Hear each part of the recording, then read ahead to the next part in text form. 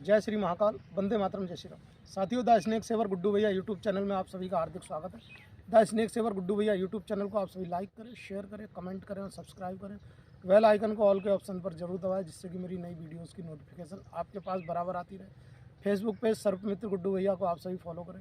तो साथियों, जीव जंतुओं को बचाने के अपने अभियान के अंतर्गत बरेली से लगभग 8.5 किलोमीटर पूर्व उडला जागीर गाँव में अलीम बेग भैया हैं। तो उनके यहाँ पर शादी का माहौल था, तो उनके घर के ठीक सामने एक खाली प्लॉट में, वहाँ ईंटों के ढेर में छुपे हुए एक डार्क चॉकलेट कलर के खूबसूरत इंडियन स्पेक्टिकल नर कोबरा सर्प को हम यहाँ पर्यावरण के संरक्षण में सुरक्षित रूप से छोड़ने आए हैं।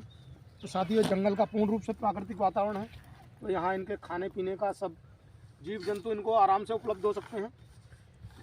और साथियों, चूँकि मेरे साथ अभी कुछ दिन पहले कोबरा की एक बाइट की घटना हुई है, तो ये इसमें अंगूठे में काटा था।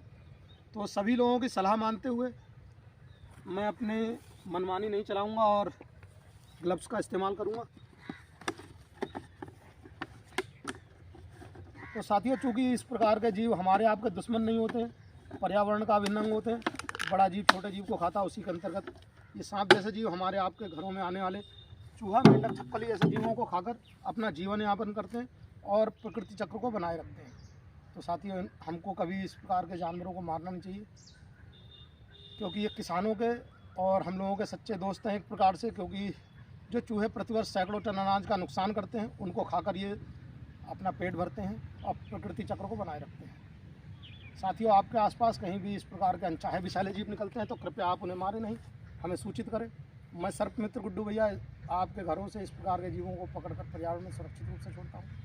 मेरा मोबाइल नंबर है 81 71 59 56 78 93 58 032 39 7। तो ठीक है साथियों, देर न लगाते हुए इस खूबसूरत कोबरा को पर्यावरण में सुरक्षित रूप से छोड़ता हूँ। तो ये देखिए, ये खूबसूरत कोबरा जो अलीम बेग भैया के यहाँ से पकड़ा था, वो अंदर झाड़ियों में जा चुका है।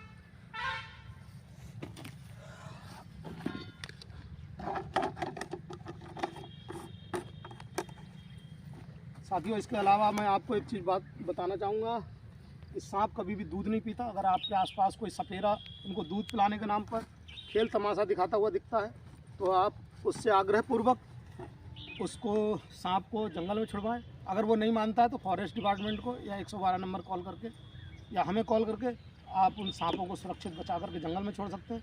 आपको शायद मालूम नहीं है, सपेरे इनके दांत तोड़ देते हैं और इनको भूखा प्यासा रखते हैं। इनकी विष की थैली निकाल कर के नशेड़ियों को बेचते हैं। उसके बाद इस बचे हुए सांप को लेकर के आपके घरों में आते हैं, दूध पिलाने के नाम पे पैसा मांगते हैं और उन पैसों से खुद अय्याशी करते हैं, शराब पीते हैं। और बाद में इस प्रकार का दांत टूटा हुआ सांप, जहर की थैली निकला हुआ सांप 1.5 से 2 महीने बाद मर जाता है। तो ठीक है साथियों, फिर मिलते हैं इसी प्रकार से किसी अन्य जीव का जीवन बचाते हुए और पर्यावरण में छोड़ते हुए। तब तक के लिए जय श्री महाकाल, वंदे मातरम, जय श्री।